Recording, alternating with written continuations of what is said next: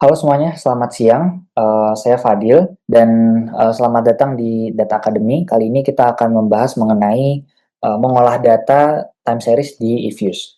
Jadi untuk video kali ini kita akan dibagi menjadi dua bagian ya. Yang pertama kita akan perkenalan mengenai model eViews dan juga software eViews dan juga model vector autoregression. Ini adalah model yang sering digunakan untuk menganalisis data time series. Kita akan membahas mengenai modelnya, terus alur analisis time series di eViews seperti apa, terus pengenalan tampilan eViews, dan juga kita akan hands-on eViews untuk melakukan import data, memvisualisasi data time series, dan juga transformasi data yang kita miliki. Dan juga kita akan melakukan uji prasyarat untuk model VAR gitu, untuk part 1 ini. Ya.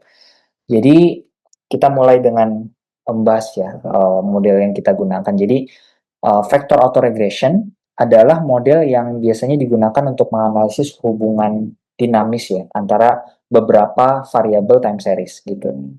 Dan di mana tiap variabel ini bisa bergantung pada dirinya sendiri di masa lalu dan variabel lain di dalam sistem VAR tersebut di masa lalu. Gitu. Jadi model VAR ini bisa direpresentasikan dalam bentuk matriks ya, di mana YT ini adalah vektor K kali 1 ya, di mana K ini adalah jumlah variabel yang kita analisis. Kemudian A0 ini adalah intercept dan A1 hingga AP ini adalah koefisien dari nilai lag dari YT-nya, yaitu lag dari variabel-variabel yang kita analisis gitu. Dan yang terakhir di sini kita ada UT, yang mana UT ini adalah kesalahan prediksi atau forecast error, yang mana ini adalah vektor K-1 yang nanti kita akan bahas lebih lanjut. Jadi masalah dari model VAR standar ya adalah UT yang tadi kita lihat tadi, forecast error, itu bisa aja berkorelasi secara kontemporer antara forecast error dari satu variabel dengan variabel yang lainnya. Sehingga model VAR standar ini nggak mampu untuk membedakan yang mana shock ya atau variasi yang tidak diduga yang benar-benar eksogen. Struktural VAR atau SVAR ini berusaha untuk mengidentifikasi guncangan eksogen tersebut. Nah, salah satu metode untuk mengidentifikasi guncangan tersebut itu disebut dengan Cholesky decomposition. Itu dimana di Cholesky decomposition kita mengasumsikan adanya urutan kausalitas antara variabel secara kontemporer. Di sini ada contohnya di sebelah kanan. Jadi G ini contohnya misalnya adalah GDP growth misalnya. Terus P ini adalah inflasi dan I ini adalah interest rate gitu ya. Di kasus ini kita mengasumsikan causal ordering growth ke inflasi ke interest rate gitu. Jadi growth itu kita asumsikan hanya dipengaruhi oleh shock dari GDP growth itu sendiri. Sedangkan kalau inflasi itu bisa dipengaruhi oleh shock dari GDP growth dan juga shock dari inflasi itu sendiri. Dan yang terakhir interest rate itu dipengaruhi oleh semua variabel, semua shock dari variabel di dalam sistem VAR tersebut gitu. Nah ini adalah contoh Cholesky decomposition di mana W ini adalah shock yang tidak berkorelasi satu sama lain. Jadi WG itu tidak berkorelasi dengan WP dan juga WI. Setelah kita bisa mengidentifikasi nih shock-shock yang eksogen tadi. Nah, ada beberapa tools yang bisa kita gunakan untuk menganalisis dampak gitu. Salah satunya adalah impulse response function, di mana IRF ya singkatnya ini adalah grafik yang menggambarkan bagaimana shock ya atau si W tadi itu mempengaruhi variabel-variabel di dalam sistem VAR tersebut atau dampak dari W terhadap Y gitu. Jadi ketika W itu naik misalnya satu standar deviasi, maka time path dari YT dalam variabel dalam sistem VAR tersebut tuh pergerakannya bagaimana over time.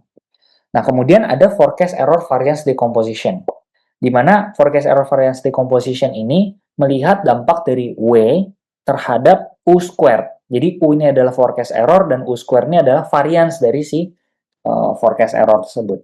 Kita ingin melihat berapa sih proporsi dari forecast error variance ini yang dapat dijelaskan oleh W tertentu gitu. Jadi ketika ada shock di interest rate misalnya, kira-kira seberapa besar sih shock interest rate itu dapat menjelaskan forecast error dari forecast error variance dari si inflasi gitu misalnya atau GDP growth gitu.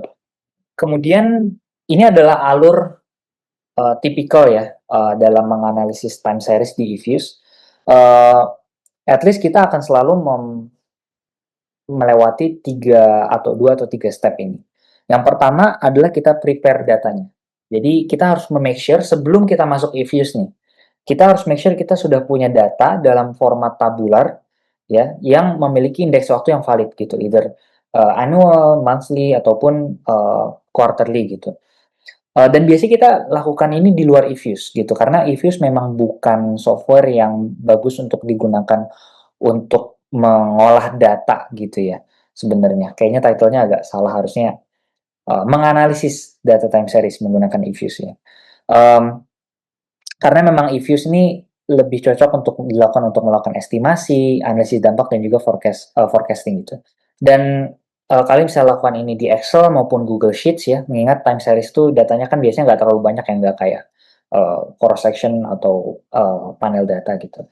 Dan saya sih sarankan kalian ekspor datanya dalam format CSV gitu.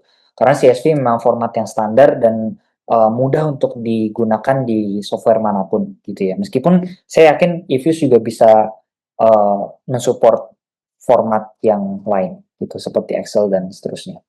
Nah, setelah kita udah prepare datanya, kita udah punya data yang kita ingin analisis dan sudah clean gitu ya, kita bisa lanjut ke tahap estimasi dan analisis. Jadi biasanya step pertama itu adalah uji stasionaritas ya. Kita ingin melihat apakah variabel-variabel yang ingin kita analisis itu stasioner apa enggak. Karena asumsi yang fundamental dalam model VAR itu adalah setiap variabel diasumsikan stasioner. Kalau variabel dalam model VAR tersebut itu belum stasioner, maka kita harus melakukan yang namanya differencing. Atau instead of kita menganalisis levelnya, tapi kita menganalisis perubahan dari variabelnya, yaitu YT dikurang YT-1 gitu. Jadi kita make sure variabelnya stasioner, kalau belum kita harus lakukan differencing. Setelah kita mendapatkan variabelnya itu stasioner, yang biasanya kita uji menggunakan augmented behavior test, yang nanti kita akan bahas gimana caranya di Ifuse. Setelah itu kita menentukan jumlah leg yang optimal untuk model VAR kita. Gitu. Jadi kalau kalian ingat di sini kita punya YT-1 sebagai explanatory variabelnya sampai YT-P. Nah, jumlah P-nya ini itu biasanya kita determine menggunakan information criterion seperti AIC, BIC dan juga HQIC gitu ya. Menggunakan metrik ini kita menentukan P yang optimal itu berapa supaya tidak terjadi underfitting maupun overfitting. Kemudian setelah kita mendapatkan jumlah leg yang optimal, di sini kita bisa lanjut ke estimasi model. Jadi kita mengestimasi model kita biasanya menggunakan OLS ya kalau vector autoregression. Setelah kita estimasi dapat tuh koefisien-koefisiennya dan seterusnya, kita bisa melihat apakah model yang kita barusan estimasi itu stabil atau enggak gitu.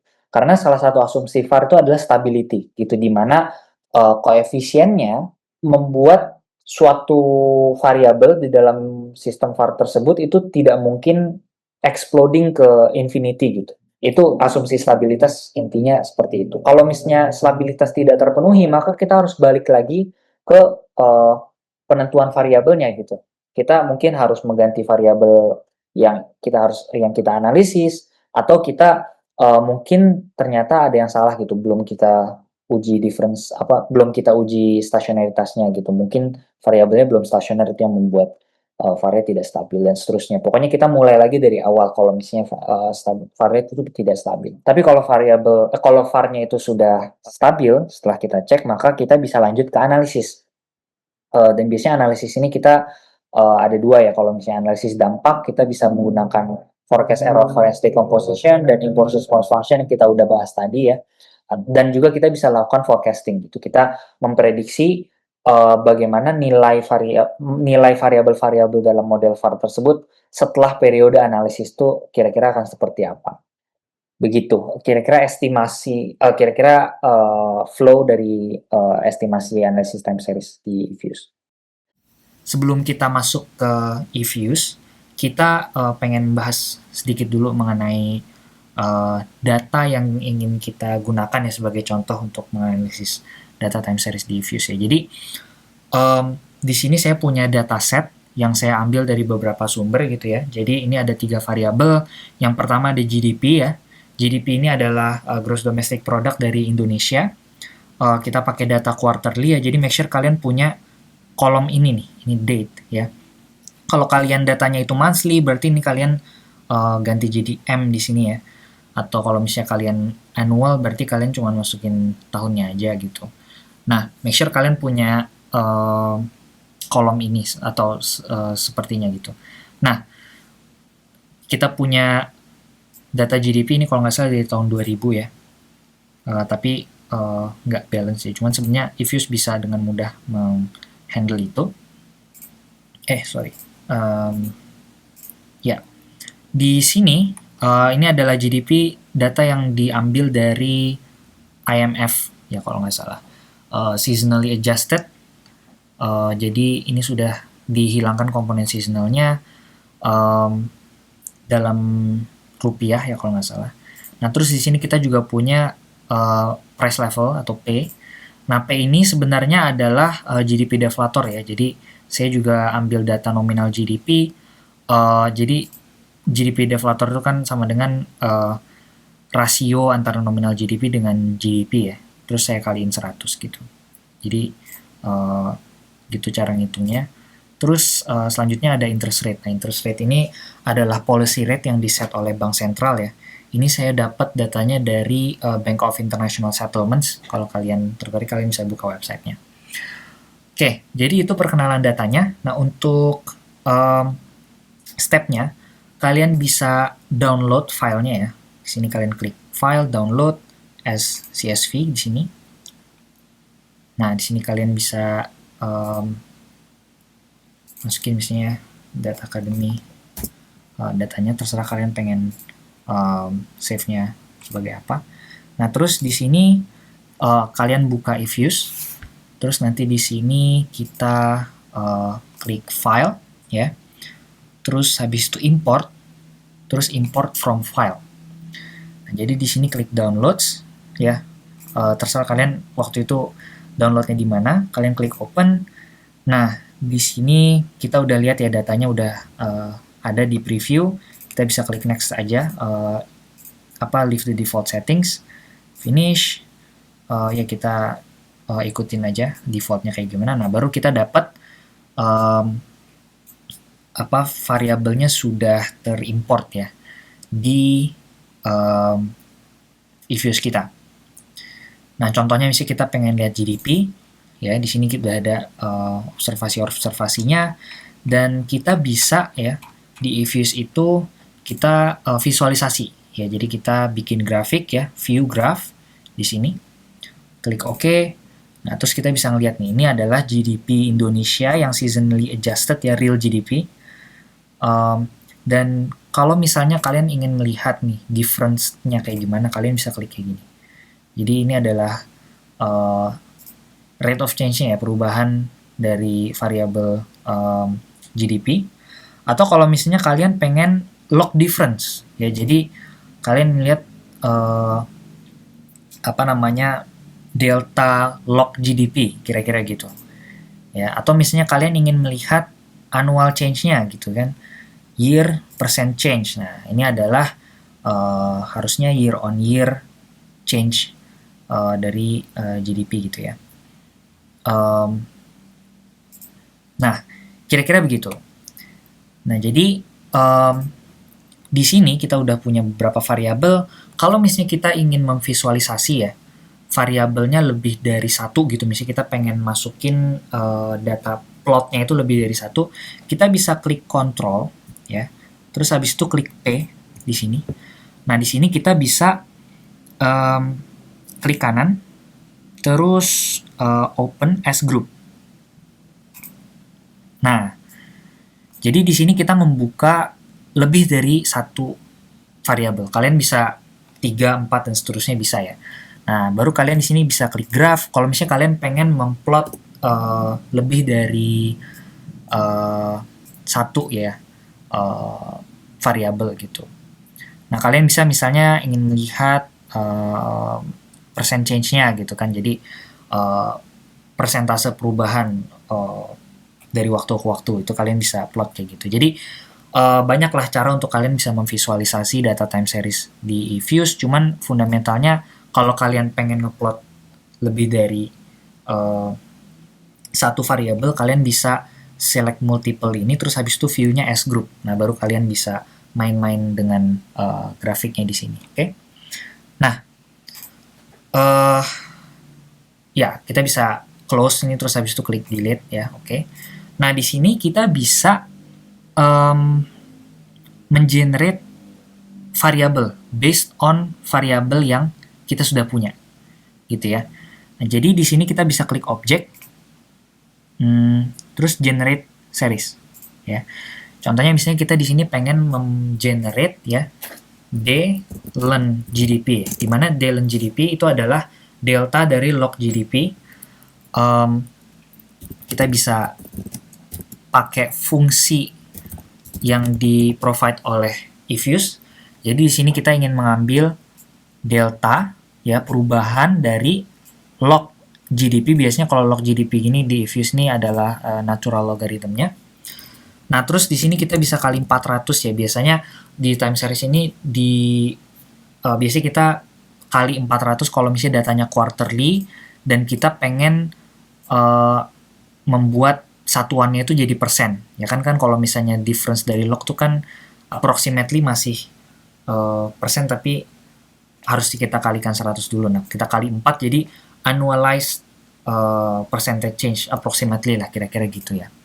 Ini untuk memudahkan analisis saja supaya kita nanti interpretasi impulse response functionnya itu jadi lebih mudah gitu, karena angkanya lebih besar, maksudnya bisa kita kuantifikasinya lebih mudah gitu aja sih. Cuman intinya kita pengen mengambil perubahan dari log GDP ya. Oke. Nah, sama halnya dengan price level ya. Jadi kita pengen, ini kan GDP growth ya istilahnya, D-Ln GDP. Nah, kita pengen bikin inflasi ya. Jadi kita ambil si D-Ln P, ini adalah difference dari log P, kita kali 400 aja untuk memudahkan interpretasi. Jadi annualized percentage change in P, in price level atau in GDP deflator. Klik OK. Selanjutnya kita juga bisa mengecek ya, apakah variabel yang ingin kita analisis itu stasioner atau tidak. Nah, kita bisa klik variabel yang ingin kita cek ya, stasionaritasnya, terus habis itu kita klik view. Terus habis itu unit root test ya, standard unit root test. Nah, di sini kita pakai augmented decay filler test, dan ya kita biarin aja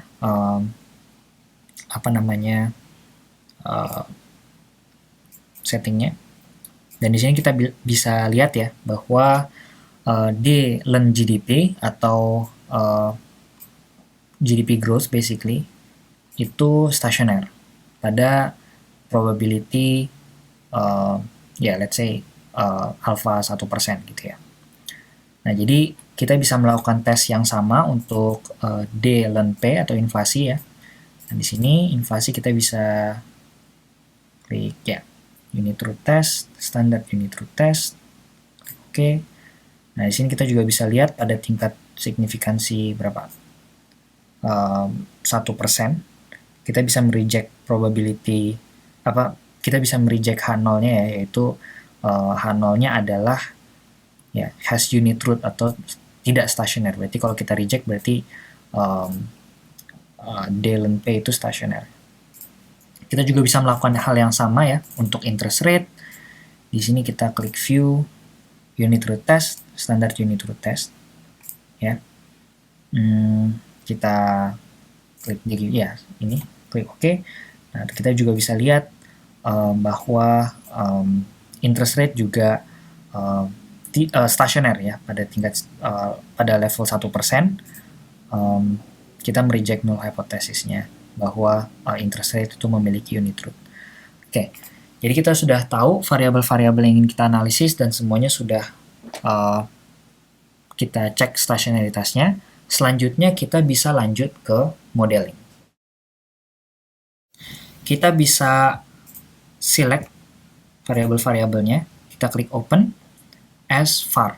Ya, jadi kita ingin membuat model var berdasarkan 3 variabel ini. Ya, tapi kita harus make sure bahwa urutannya, karena kita nanti akan menggunakan Cholesky decomposition ya, jadi urutannya harus benar. Ya, jadi kita ingin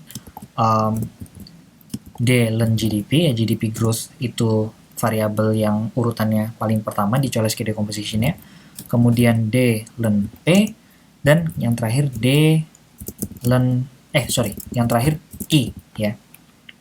Nah, biasanya kita langsung klik OK aja. Nah, tapi kita jangan lihat hasil estimasinya dulu gitu ya, karena entah kenapa Ifuse itu kita harus mengestimate modelnya dulu baru bisa kita lakukan pengecekan spesifikasi lag yang tepat. Gitu. Nah, jadi kita bisa lihat di sini bahwa ada beberapa kriteria ya untuk melihat berapa banyak sih jumlah lag yang harus kita masukkan ke dalam sistem VAR kita. Nah, biasanya sih yang orang lihat itu adalah AIC, Akaike Information Criterion, SC atau Schwartz Information Criterion, dan HQ ya, Hanan-Quinn Information Criterion. Ini adalah kriteria informasi yang digunakan untuk mengetahui berapa banyak jumlah lag yang kita masukkan, yang sebaiknya ya kita masukkan ke dalam model, dan biasanya hasilnya itu suka mix. Jadi nggak semuanya itu merekomendasikan satu angka yang sama, tapi bisa beda-beda. Nah, tapi di kasus ini kita bisa ngelihat AIC itu merekomendasikan 2, SC merekomendasikan 1, dan HQ merekomendasikan 2. Jadi karena mayoritasnya 2 ya kita mungkin bisa pakai 2. Oke. Jadi kita bisa estimate di sini. Nah, tapi di sini udah kebetulan udah 2 ya. Jadi kita sudah set ininya lag intervalnya itu dari lag pertama sampai lag kedua untuk jadi explanatory variabelnya. Kita bisa klik OK aja. Nah, disinilah kita dapat hasil estimasinya. Jadi ini persamaan VAR-nya, reduce form-nya. Nah, tapi biasanya kalau menganalisis VAR itu kita nggak ngelihat koefisien ininya. Biasanya kita melihat yang namanya IRF dan FFED-nya. Nah, tapi sebelum itu, yang biasanya kita lakukan itu adalah kita mengecek dulu apakah koefisiennya itu stabil atau tidak. Ya. Nah, jadi kita bisa ke lag structure, ya, view lag structure, baru ke AR roots table atau AR roots graph juga boleh ya. Di sini kelihatan bahwa no roots lies outside the unit circle, VAR satisfies the stability condition.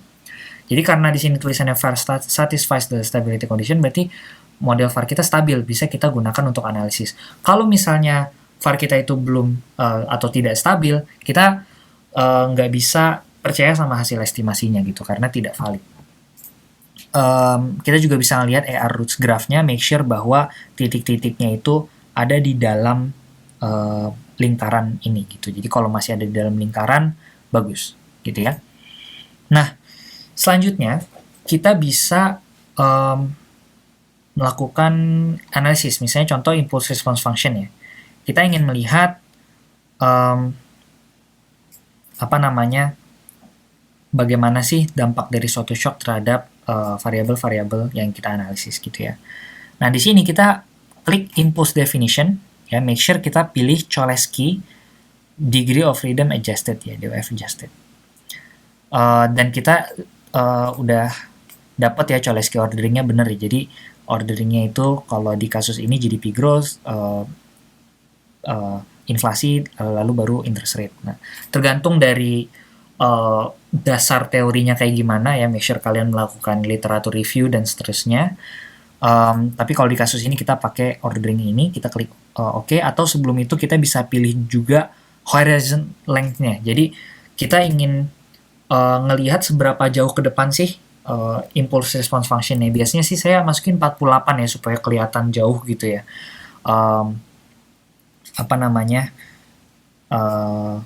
Hasilnya gitu, walaupun sebenarnya terserah kalian sih maunya kayak gimana. Nah, di sini udah kelihatan ya, ada beberapa impulse response function yang kita bisa lihat. Cuman biasanya kita ini dalam analisis ingin melihat dampak satu shock tertentu gitu. Jadi kita nggak mau ngelihat semuanya, kita pengen lebih fokus ya terhadap satu shock atau terhadap satu respon tertentu. Kita bisa filter di sini. Jadi di sini kita bisa filter impulsnya mau dari mana. Di kasus ini kita ingin melihat dampak dari interest rate. Ya, jadi shock dari interest rate, perubahan tidak terduga interest rate terhadap inflasi dan juga GDP growth gitu ya. Nah, terus responnya kita nggak sebenarnya kurang tertarik untuk melihat respon dari shock interest rate terhadap interest rate-nya itu sendiri karena interpretasi ekonominya juga kurang intuitif gitu ya. Jadi kita ingin melihat dampak dari interest rate ya terhadap GDP growth ya. Ini yang pertama, dan yang kedua interest rate terhadap inflasi. Bisa kelihatan di sini ya, ini cukup mirip sama teori yang kita mungkin belajar di makro misalnya ya. Untuk yang kedua misalnya, kalau misalnya BI rate dinaikkan, berarti inflasi turun. Tapi kalau misalnya di GDP growth, kita bisa lihat bahwa impulse response-nya kurang sesuai dengan teori ya. Ini malah naik. Jadi ketika interest rate naik, yang terjadi adalah GDP naik gitu. Dan kita bisa lihat ini confidence intervalnya tuh lebar banget gitu. Jadi kita hasilnya ini masih ambigu sih kalau GDP growth ya, kita bisa lihat nggak ada ini apakah naik atau turun, kita nggak tahu gitu ya. Jadi nggak bisa kita simpulkan ya untuk kasus yang ini. Tapi kalau yang terhadap inflasi cukup sesuai dengan teori, dan ini yang bisa kalian analisis ya. Jadi puncaknya ya ketika interest rate dinaikkan ya, response to Cholesky one standard deviation innovation ya. Berarti ketika interest rate itu dinaikkan satu standar deviasi ya, shock perubahan tidak terduga naik satu standar deviasi dari interest rate itu sendiri, maka yang terjadi adalah annualized inflation turun hingga ya kira-kira berapa ini? 1,2 ya, 1,2% gitu. Jadi kira-kira begitu ya analisisnya. Tapi over time ya akan converge lagi ke 0 gitu ya. Jadi interest rate hanya memiliki efek yang temporer terhadap inflasi seperti itu. Kita juga bisa melihat tadi forecast error forecast error variance decomposition. Ya, kita bisa klik view di sini karena kita masih buka di window var-nya ya. View, terus variance decomposition. Ini kita ingat kita pakai Cholesky decomposition ya. Terus habis itu kita melihat decomposition of GDP dan GDP growth dan juga inflasi. Kita ingin melihat tuh kira-kira kok dekomposisinya seperti apa variance dari forecast errornya untuk dua variabel ini. Kita klik OK. Nah, biasanya sih kalau forecast error variance decomposition, saya lebih senang lihatnya tuh pakai grafik ya. Nah, kalau dilihat di sini ya, kita bisa melihat bahwa untuk GDP hampir 100% dari forecast uncertainty-nya itu dijelaskan oleh shock dari GDP itu sendiri. Gitu. Nah, sedangkan kalau inflasi ada sebagian yang dijelaskan oleh interest rate ya. Ini saya nggak tahu berapa, kita bisa lihat table ya. Nah, kalau di tabel ini kita lihat variance decomposition dari P ya. Ini sekitar ya 8% ya. Jadi 8% dari forecast errornya itu bisa dijelaskan oleh shock dari interest rate untuk kasus inflasi. Gitu. Jadi bisa dibilang untuk inflasi interest rate itu masih memiliki efek gitu ya, tetapi kalau GDP itu sangat sulit untuk menyimpulkan demikian karena hampir semua forecast error uncertainty-nya forecast error variance-nya itu dijelaskan oleh shock dari GDP itu sendiri, tidak dijelaskan oleh shock dari interest rate. Kira-kira begitu. Oke, nah selanjutnya kita bisa melakukan forecasting ya, menggunakan model VAR yang kita sudah estimate. Nah, jadi di sini sebelum kita melakukan forecasting, kita harus make sure bahwa eViews kita itu punya ruang ya untuk hasil forecast yang kita ingin buat gitu. Jadi kita klik proc ya di work file-nya, proc, terus habis itu structure or resize current page. Nah, di sini kalian tentukan kalian ingin memforecast sampai seberapa jauh gitu. Jadi di kasus ini kan sampel kita kan cuma sampai 2025 Q1, cuman kita pengen memberikan ruang ya untuk observasi hingga misalnya contohnya kita pengen memforecast 4 quarter ke depan, berarti kita forecast untuk 2025 Q2, 2025 Q3, seterusnya sampai 2026 Q1. Ya. Jadi di sini kita dibilang kita ingin menginsert 4 observasi ya, continue. Ini nggak usah. Nah, kita bisa lihat ya contohnya kita pilih Dylan GDP misalnya. Nah, di bawah sini itu kita akan mempunyai 4 observasi kosong ya. Nanti akan diisi oleh hasil forecast kita. Nah, di window yang var ya, window var yang kita punya, kita bisa klik proc ya, terus habis itu make model. Nah, di sini kita punya 3 persamaan ya kan, 3 persamaan yang tadi kita udah estimasi pakai OLS. Nah, di sini kita klik proc, terus habis itu solve model.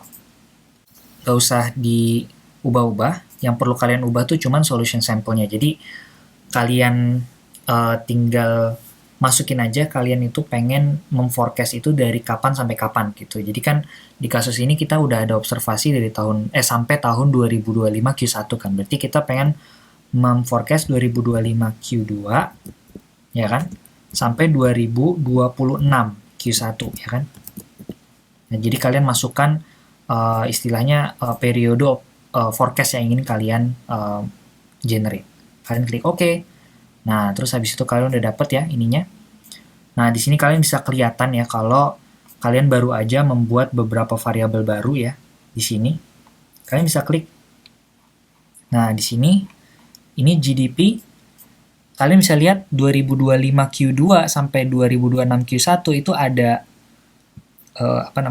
ada observasinya yang sebelumnya belum ada ya kan. Kalau di Dylan GDP yang observasi kalian nih, sampel kalian tuh kan nggak ada ya. Nah, ini itu adalah hasil forecast kalian untuk yang GDP growth gitu. Nah, kalau misalnya kalian ingin lihat inflasi juga sama. Inflasi itu juga ada ya. Ini kan hasil forecastnya nih 2025 Q2 sampai 2026 Q1. Kalian bandingin ya, di sini nggak ada ya kan, masih not available. Sama interest rate juga kalian bisa lihat. Nah, di sini kalian juga sebenarnya bisa dengan mudah untuk membuat grafiknya. Jadi kalian klik view ya, proc, terus habis itu make graph. Nah, terus habis itu kalian klik OK, atau sebelum kalian klik OK, kalian bisa masukin dulu kalian pengen generate si grafiknya itu dari kapan sampai kapan. Kalau terlalu panjang sih nanti agak susah buat ngelihatnya ya. Jadi kalian bisa set misalnya dari 2024 gitu contohnya. Nah, kelihatan deh nih sini kalian bisa gedein. Ini mungkin bisa posisinya kalian bikin kolomnya 3 gitu ya supaya biar jadi lebih gede. Nah, kalian bisa kelihatan ya. Di sini ada observasi di tahun 2025 Q2 yang mana belum ada di sampel kita sebelumnya, tapi di generate sama eViews setelah kita melakukan estimasi model var-nya. Ini dari sini nih sampai sini itu adalah hasil forecast ya. Dari sini sampai sini adalah hasil forecast. Jadi kelihatan kalau GDP dia meningkat ya dari 2024 Q1. Terus habis itu kalau inflasi juga meningkat ya dari 2024 Q1 di sekitar sini naik ke sini. Tapi kalau interest rate diperkirakan menurun ya untuk Q2 ya. Jadi 2025 ini actual, ini hasil observasinya. Itu aja mungkin dari saya. Terima kasih banyak udah menonton Data Academy. See you next time. Bye.